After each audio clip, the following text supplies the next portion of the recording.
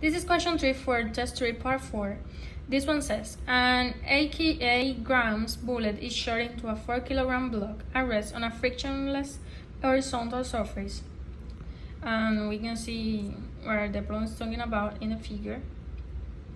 The bullet remains lodged in the block. The block moves into an ideal massless spring and compressed by 8.7 centimeters. The spring constant of the spring is equal to 2,400. The initial velocity of the bullet is closest to. They're asking us to find the initial velocity of the bullet.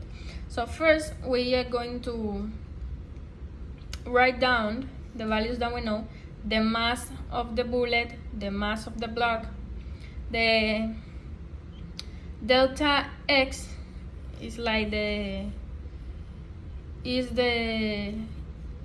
compression in the spring, which is equal to 0.087 meters because they give us in centimeters, so we have to convert it to meters.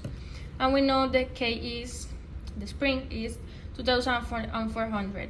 So first we're going to use this equation here to find the equation for final velocity.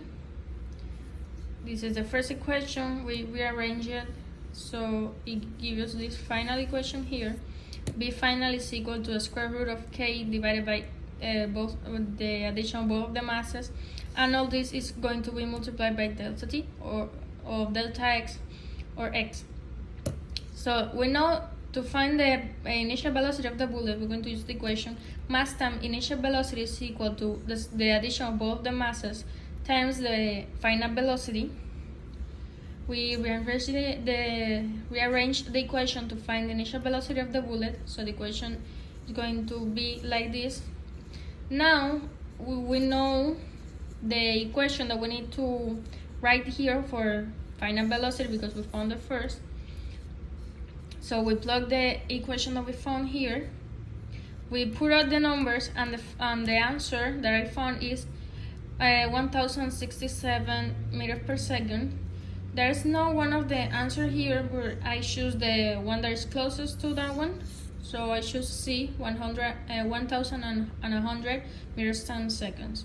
That's the initial velocity of the bullet, and that's how you solve question 3 for test 3 part 4.